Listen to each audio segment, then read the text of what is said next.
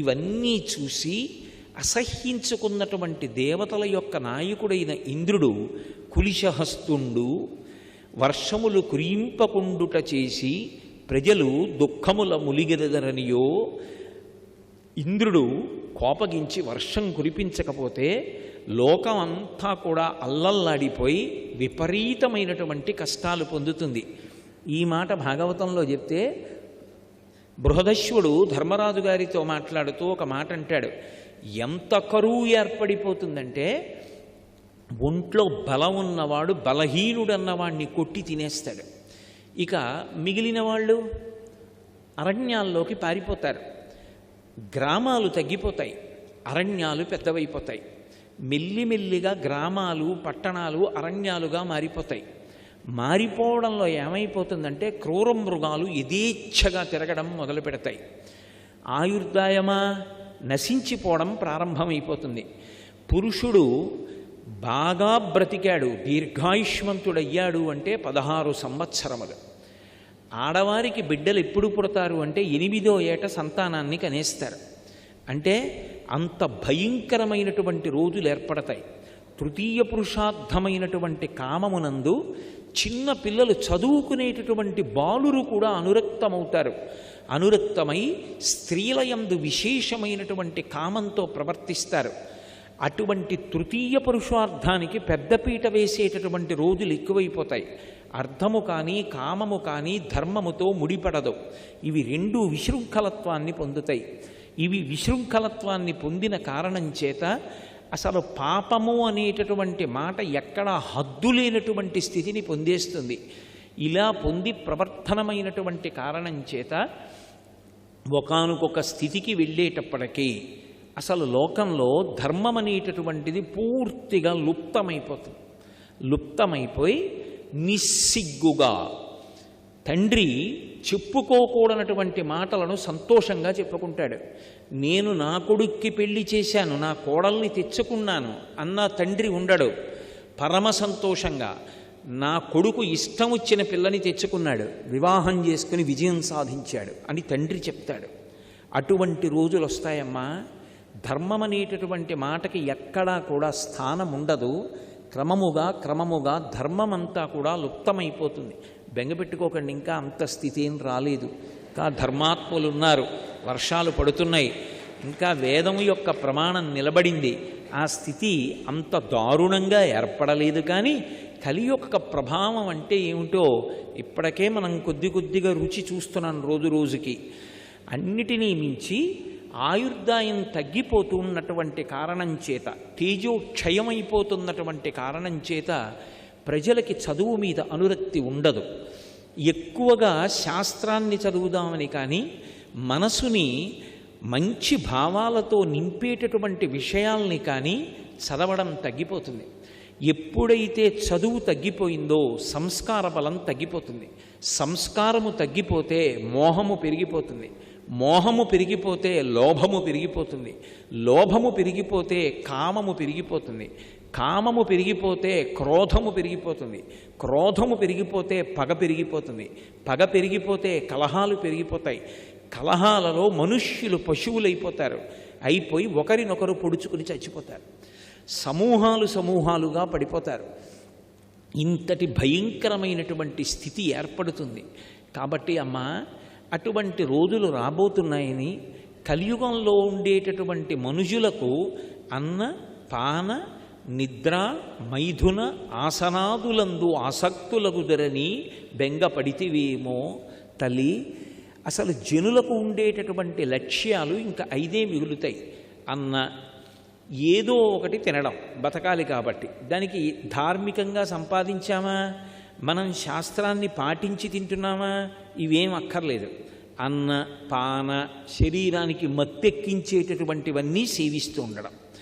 ఆ మత్తులో అసలు ఆ ఒళ్ళు తెలియని స్థితిలో అనేకమైన పాపకర్మలు చేస్తూ ఉండడం. కాబట్టి అన్న పాన నిద్ర, ఎప్పుడూ నిద్రపోతూ ఉండడం తప్ప అసలు ఉత్సాహంతో సోమరిపోతుతనం లేకుండా ఉండి చదువుకోవడం అన్నది ఉండదు. ఆ జడత్వం పెరిగిపోతుంది. కాబట్టి నిద్ర, మైథున, నేను దాన్ని వివరించవలసిన అవసరం ఉండదు. దానికి ఏ విధమైనటువంటి ధర్మంతో సంబంధం లేదు. అది కేవలముగా సుఖముల యందు ఒక సుఖముగా, ఏ విధమైనటువంటి అనుబంధాలతోటి వైదిక సంబంధాలతోటి ప్రమేయం లేకుండా అనుభవించి రమించడం. మైథున ఆసనాది ఎంత బాగా కూర్చోవడానికి అవకాశం ఉంటుంది. ఆను కూర్చోవచ్చా, వంగి కూర్చోవచ్చా అని ఎన్ని రకాలుగా ఆసనం మీద కూర్చుని సుఖపడచ్చో అన్ని రకములైనటువంటి ఆసన సుఖాలు పెరిగిపోతాయి. లోకంలో ఈ 5 యందు ప్రజలు అనురక్తులవుతారు తప్ప అసలు ఈ శరీరమే మొట్టమొదట పెట్టవలసినటువంటి పెట్టుబడి. దీన్ని పెట్టుబడిగా పెడితే తప్ప మనం రాణించలేమని ఒక ఉపవాసం చేసేవాడు ఉండడు. ఉపవాసం చెయ్యాలనేటటువంటి స్పృహ ప్రోత్సహింపబడదు, అది నిరుత్సాహానికి కారణం చేస్తారు. కాబట్టి ఉపవాస ప్రక్రియలు ఉండవు. అనుష్ఠానంలో చాలాసేపు కూర్చోవడం ఉండదు, జపం చేయడం ఉండదు, హోమం చేయడం ఉండదు, ధ్యానం చేయడం ఉండదు. ఇటువంటివన్నీ తగ్గిపోతాయి. ఇది ఎందుకు?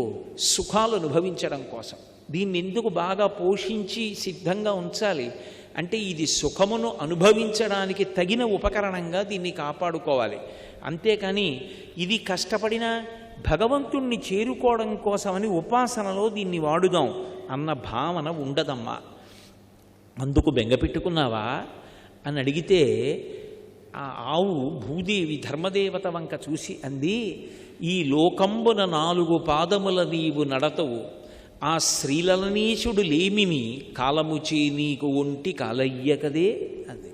ఓ ధర్మమా, ఇత పూర్వం కృతయుగంలో నీకు 4 పాదాలు, సత్యము, శౌచము, తపస్సు, దయ అనబడేటటువంటి 4 పాదాలతో తిరుగుతూ ఉండేదానివి.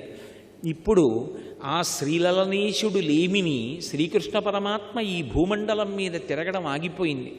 ఆయన అవతార పరిసమాప్తి చేసేశారు.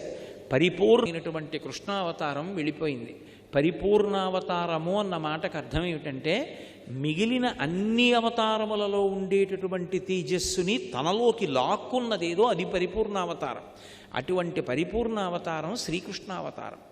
ఆ శ్రీకృష్ణావతారం వెళ్ళిపోయింది. భూమి మీద నడయాడుతున్న ఆ మూర్తి లేరు.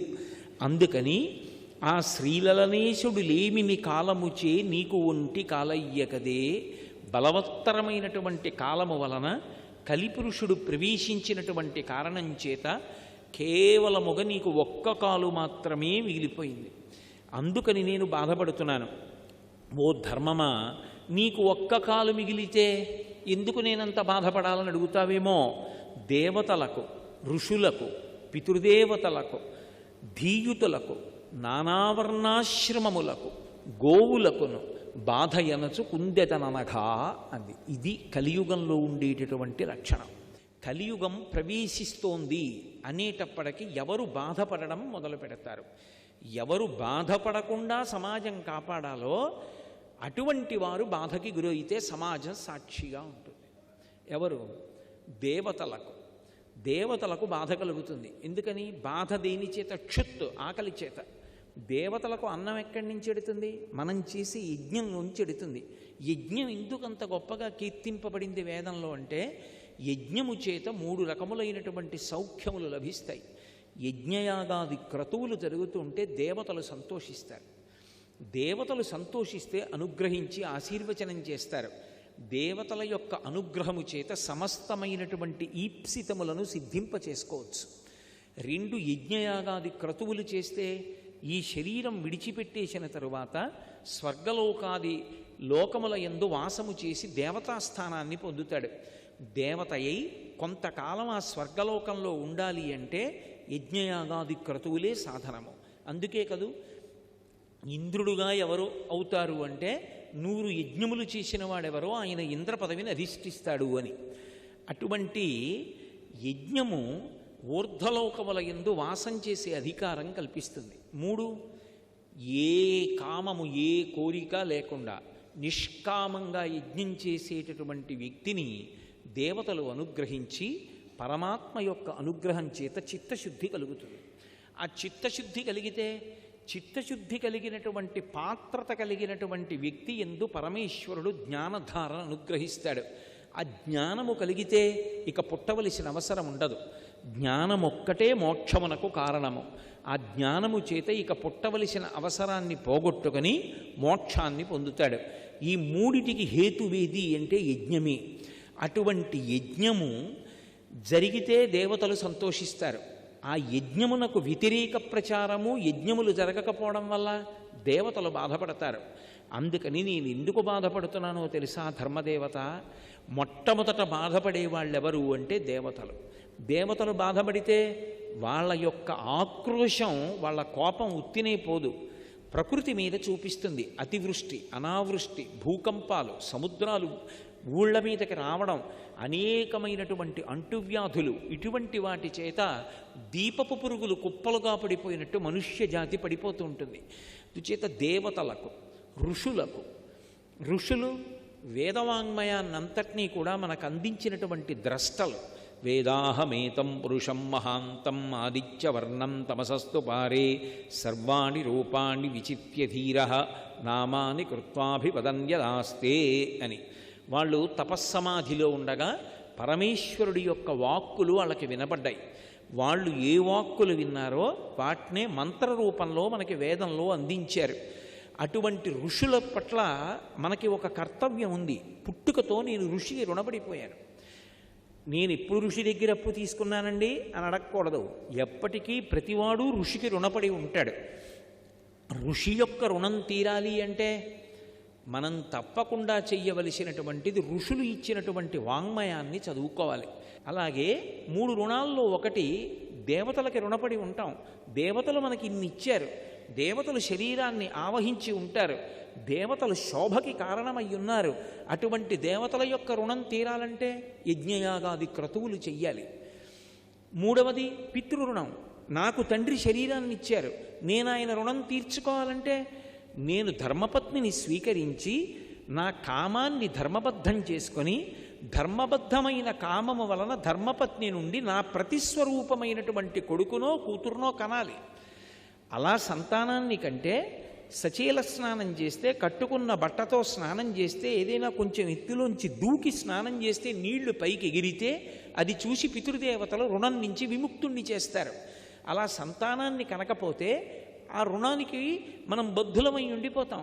మరి కాబట్టి అసలు ఋషుల యొక్క రుణం తీరాలి అంటే ఋషిప్రోక్తమైనటువంటి వాంగ్మయాన్ని చదవడం నేర్చుకోవాలి. ఋషిప్రోక్తమైన వాంగ్మయం ఏదుందో దానికి గౌరవం ఇచ్చి తీరాలి. మా తండ్రి గారు ఉన్నారనుకోండి, మా తండ్రి గారి మాటకు గౌరవం ఇవ్వకపోతే ఆయనకు వచ్చే లోటే ఉండదు, నేను తప్పు అయిపోతాను. నా తండ్రి గారు మహాత్ముడు, ఆయన పరమభక్తి తత్పరుడు, పెద్దవారు అయిపోయారు. పాపం ఏదో ఆ పక్కన్న శివాలయానికి ఒకదానికే వెళ్ళగలరు. ఆయన శివాలయానికి ఎడుతూ ఉంటారు.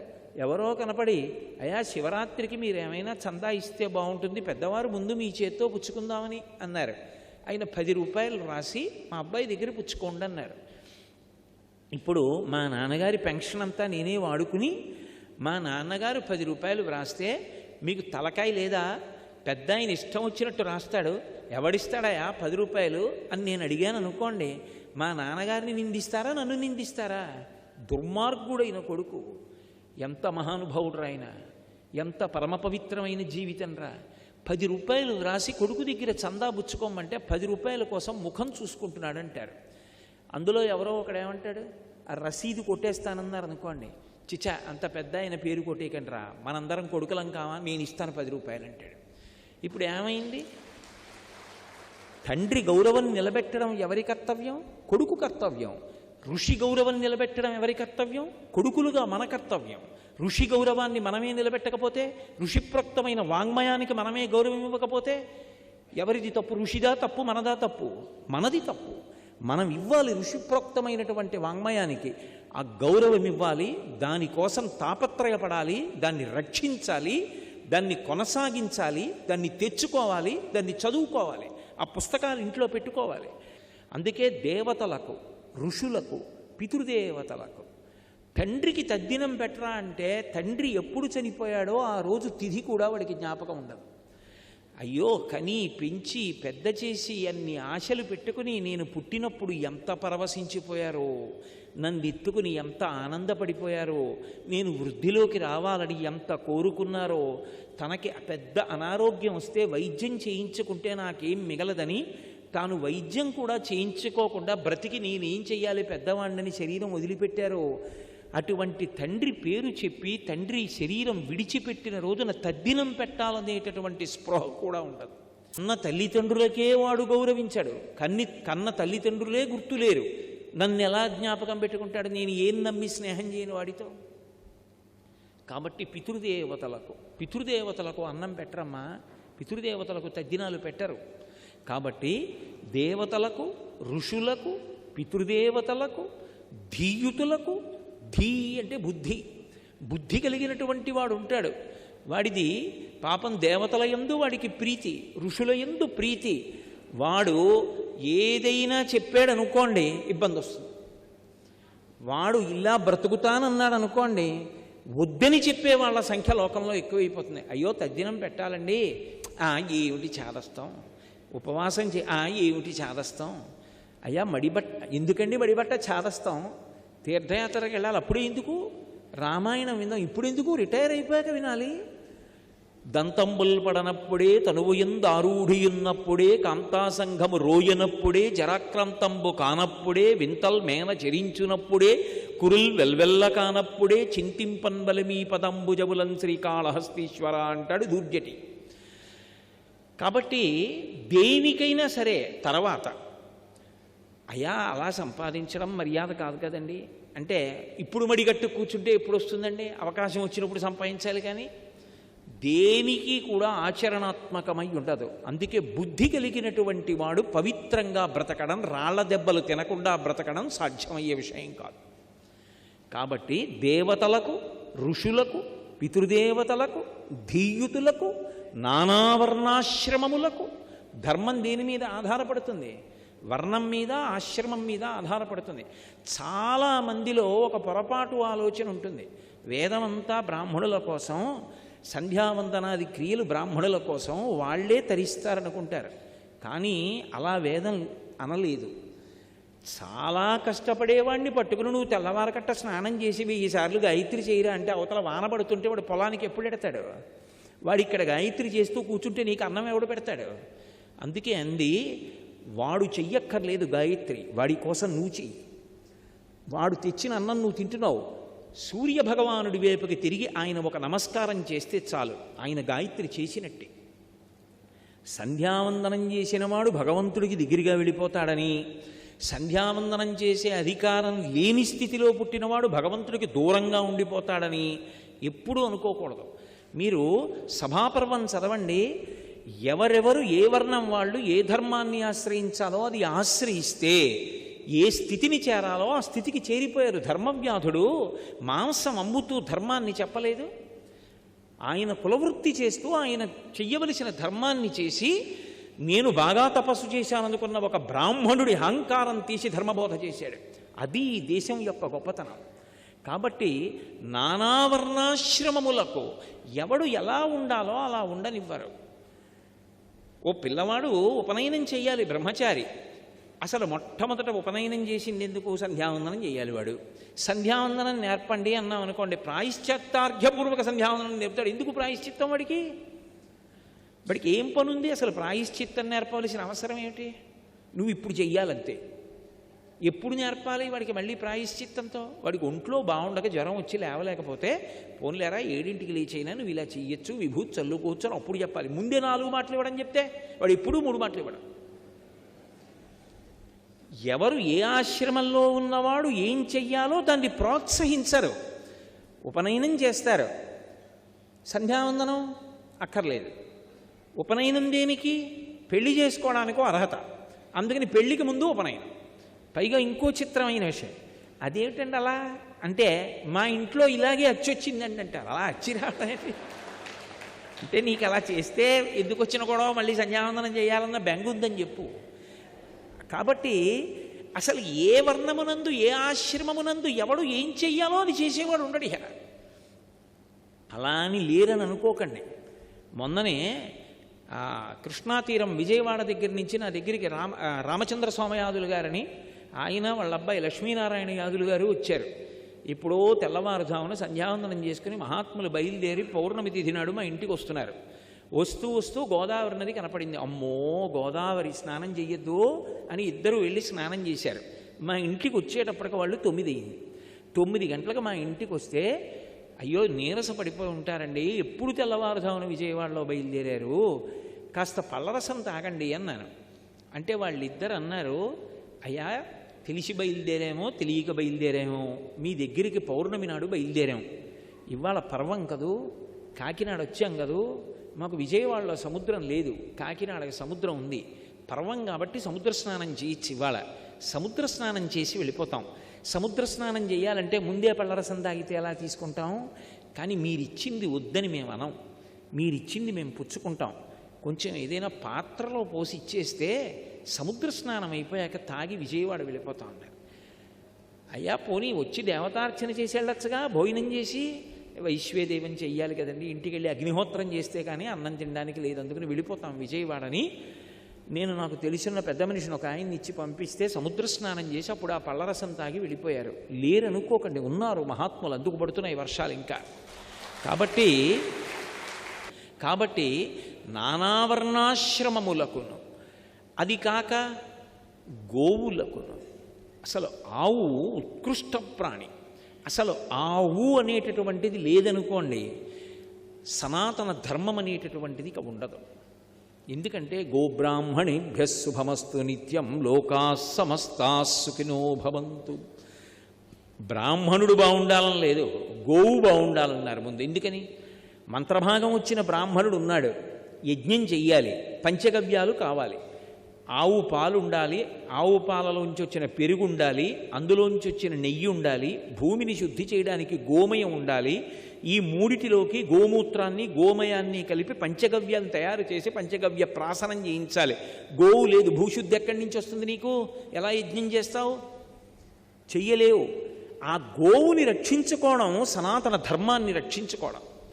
కాబట్టి ఆ గోవు కాపాడబడాలి, కానీ ఏ విధమైనటువంటి అనుమానము లేకుండా గోవులు విపరీతమైనటువంటి బాధకి గురైపోతుంటాయి. గోవుని రక్షిద్దామనేటటువంటి వాళ్ళు లోకంలో తక్కువైపోతారు.